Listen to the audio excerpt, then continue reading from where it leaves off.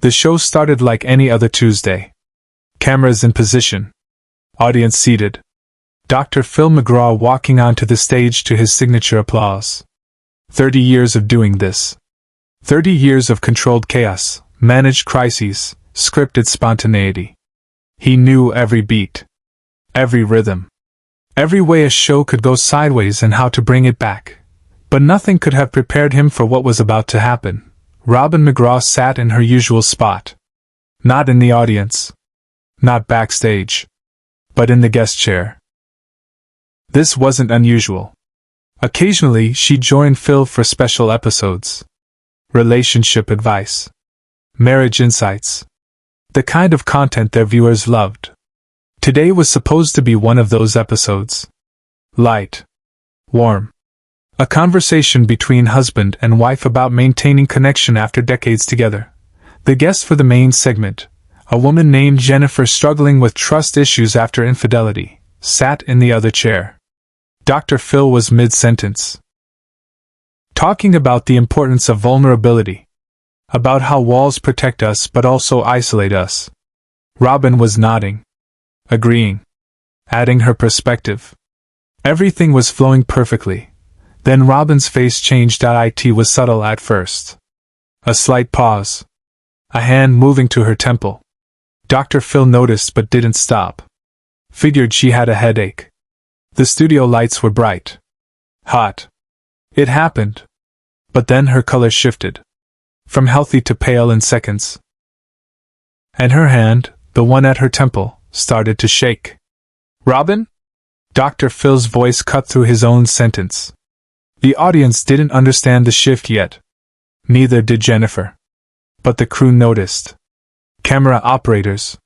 Sound technicians. The people who'd worked with Dr. Phil long enough to know when something was wrong. Robin tried to speak. Her mouth opened but no words came out. And then her eyes rolled back slightly.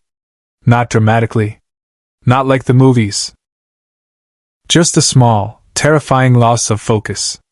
And she started to lean. Slowly at first. Like she was just adjusting her position. But she kept leaning. And leaning. Dr. Phil dropped his note cards.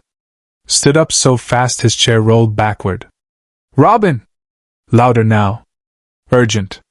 And then she collapsed. Not to the floor. The chair caught her. But her body went limp. Head lolling to the side. Arms loose. Completely unconscious. The studio erupted in chaos. Audience members gasped. Some screamed. Jennifer jumped up, backing away, not knowing what to do. Production assistants rushed the stage. Dr. Phil was already at Robin's side, one hand supporting her head, the other checking her pulse. Call 911! He shouted. Not to anyone specific. To everyone. Now! Dr. Phil paused mid-sentence. The studio went completely silent. The cameras kept rolling. This was live television. Broadcast across the country. Millions of people watching a medical emergency unfold in real time. The control room was screaming into headsets. Debating whether to cut away. But Dr. Phil wasn't thinking about cameras or broadcast standards or viewer experience. He was thinking about his wife. Unconscious in his arms. On national television. Robin, can you hear me? His voice was different now. Not the composed, authoritative Dr. Phil McGraw. Just Phil. A husband. Terrified. Honey, stay with me. Open your eyes. Nothing. Her breathing was shallow. Rapid. Her skin was cold. Clammy. A production assistant appeared with water. Dr. Phil waved it away. Don't give her anything. She's unconscious. Just get the medics here. The audience sat frozen. Some were crying. Some were praying. Jennifer, the guest who'd come to talk about her marriage, stood at the edge of the stage, hands over her mouth, tears streaming down her face. This wasn't a show anymore. This was real. Raw. A reminder that life doesn't pause for production schedules. In the control room, the executive producer made a call. Cut to commercial. But Dr. Phil heard it through the earpiece he was still wearing. "No," he said firmly, looking directly at the nearest camera. "Don't cut. Don't you dare cut." The producer's voice crackled back. "Phil, we can't broadcast this. I said don't cut." Dr. Phil's voice was steel. "People need to see this. They need to understand that this is real. That health emergencies don't wait for convenient moments." So the cameras stayed on, capturing every second. Dr. Phil cradling Robin's head, checking her pulse again, talking to her continuously even though she couldn't respond. "I'm right here. I'm not going anywhere. Help is coming." 2 minutes and 17 seconds. That's how long it took for the paramedics to arrive. Felt like hours. They rushed onto the stage with equipment. Medical bags. A stretcher. One of them, a woman in her 40s with kind eyes and steady hands, knelt beside Robin. "Sir, I need you to step back so we can assess her." Dr. Phil didn't move. Couldn't. The paramedic put a gentle hand on his shoulder.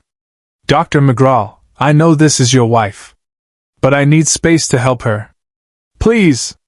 He stepped back. Just a few feet. Close enough to see everything. Close enough to intervene if needed. But giving them room. The paramedic checked Robin's vitals. Pulse.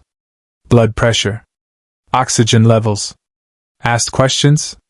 How long had she been unconscious? Had she complained of any symptoms before collapsing? Any medical history Dr. Phil could share?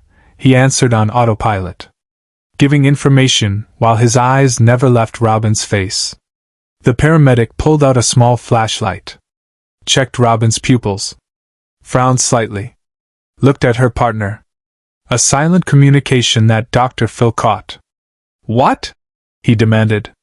"What is it?" "Her pupils are unequal. We need to get her to the hospital immediately." Unequal pupils. Dr. Phil knew what that could mean. Brain bleed. Stroke. Aneurysm. Any number of catastrophic conditions. His knees almost gave out. But he locked them. Stayed standing. Stayed present. The paramedics worked quickly. Got Robin onto the stretcher. Started in 4.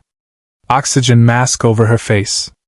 Through all of it, she remained unconscious. Completely unresponsive. They started wheeling her toward the exit. Dr. Phil followed without hesitation. Off camera, Dr. Phil made a choice no producer expected. He stopped at the edge of the stage. Turned back to the cameras. To the audience. To the millions watching at home. His face was composed, but you could see the cracks. The terror underneath. "I have to go with her," he said. Simple. Direct. "The show is over. But I need you all to understand something. What you just saw, that can happen to anyone. At any time. If someone you love shows signs of distress, don't wait. Don't assume it's nothing. Call for help.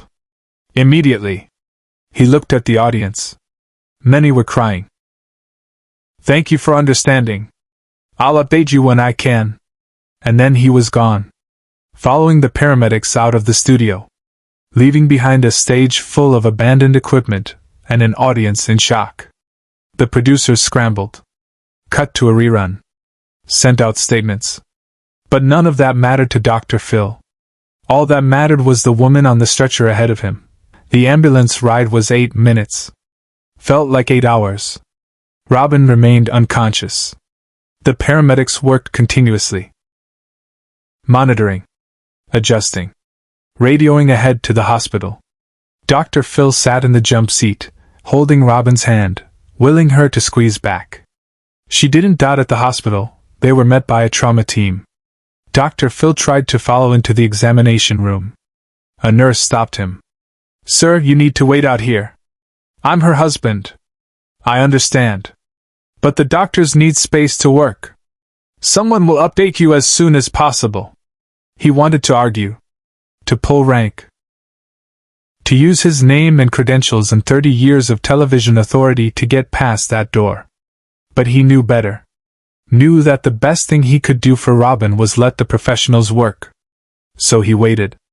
In a small consultation room. Alone. No cameras. No audience.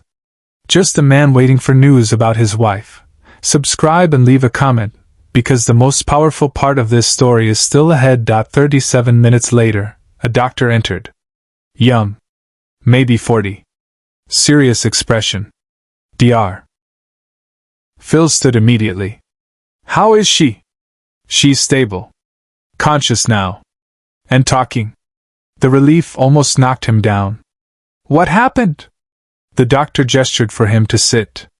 We ran a CT scan. There's no stroke. No brain bleed. No aneurysm. What your wife experienced was a severe vasovagal syncope episode. Vasovagal syncope. Dr. Phil repeated. Fainting. Yes. But triggered by something more serious. Dr. McGraw, when was the last time your wife had a full cardiac workup? His stomach dropped. Cardiac? Her heart? The fainting was caused by a sudden drop in heart rate and blood pressure. We ran an EKG. Your wife has an arrhythmia. An irregular heartbeat. It's been going on for a while, based on the patterns we're seeing. Has she complained of fatigue?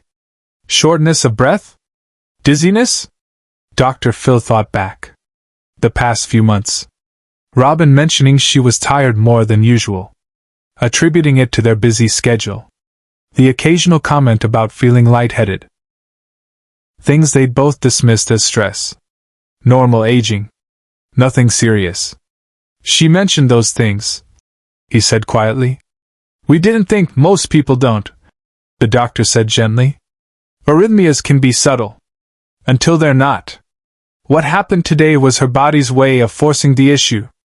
The irregular rhythm caused inadequate blood flow to her brain. Hence the fainting. Is it treatable? Yes. We're going to admit her for observation. Run more tests. Determine the exact type of arrhythmia and the best treatment plan. It may require medication. Possibly a procedure to correct the rhythm. But the prognosis is good. Especially because we caught it now. Dr. Phil closed his eyes. Let the information sink in. Robin was okay. Was going to be okay. But if this hadn't happened on the show, in front of cameras and medics and immediate help, what if it had happened at home? While driving? Alone? Can I see her? Of course. Robin was in a hospital bed. Pale but awake. And 4 in her arm.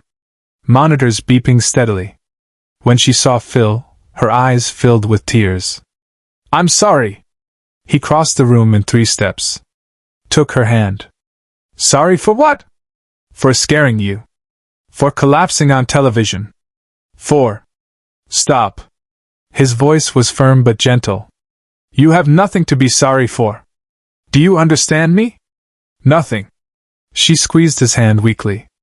I was so embarrassed. Fainting on your show. Robin, you saved your own life today. If that hadn't happened, if we hadn't gotten you here, this could have gotten so much worse. The doctor said you've had this arrhythmia for months. We could have lost you. The reality of it hit her. The tears came harder. Dr. Phil sat on the edge of the bed. Pulled her into his arms as carefully as the 4 lines would allow. And they stayed like that. Not talking. Just breathing. Together. But what happened next is something no one in the room, or watching at home, saw coming. 3 days later, Robin was diagnosed with atrial fibrillation. Treatable. Manageable. But potentially fatal if left unaddressed. She had a procedure.